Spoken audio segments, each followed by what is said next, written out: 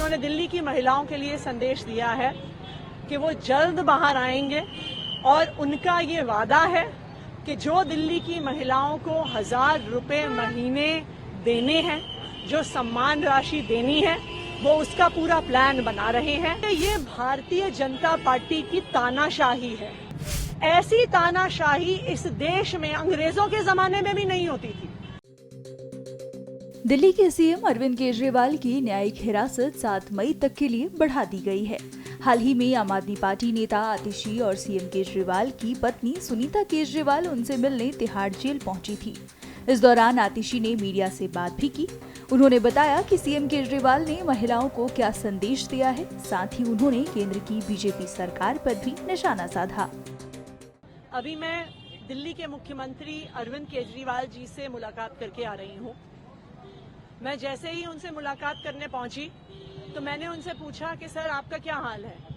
तो उन्होंने मुझे कहा कि तुम मेरी चिंता मत करो, मेरी सेहत की चिंता मत करो, तुम मुझे बताओ कि काम कैसा चल रहा है, सब कुछ ठीक है कि नहीं है, क्या स्कूलों में किताबें टाइम से पहुंच गई हैं, बच्चों को अपनी पढ़ाई में कोई दिक्कत तो नहीं आ रही। उन्होंने पूछा कि क्या मोहल्ला क्लिनिक में जो दवाइयों की समस्या चल रही थी वो समस्या हल हुई कि नहीं हुई, क्या दिल्ली को लोगों को दवाइयां मिल रही हैं। उन्होंने उसके बाद कहा कि ये जरूर इंश्योर करना कि गर्मियों का मौसम आ रहा है, दिल्ली वालों को बिल्कुल भी पानी की समस्या नहीं होनी चाहिए। उनको इस बात की चिंता है। उन्होंने अखबार में भी कई रिपोर्ट्स पढ़ी हैं, तो उन्होंने मुझे कहा है कि पानी की समस्या दिल्ली वालों को बिल्कुल भी नहीं आनी चाहिए। इस पे उन्होंने खास ध्यान देने को कहा है। और उन्होंने दिल्ली की महिलाओं के लिए एक संदेश दिया है। उन्होंने दिल्ली की महिलाओं के लिए संदेश दिया है कि वो जल्द बाहर आएंगे और उनका ये वादा है कि जो दिल्ली की महिलाओं को 1000 रुपए महीने देने हैं, जो सम्मान राशि देनी है, वो उसका पूरा प्लान बना रहे हैं।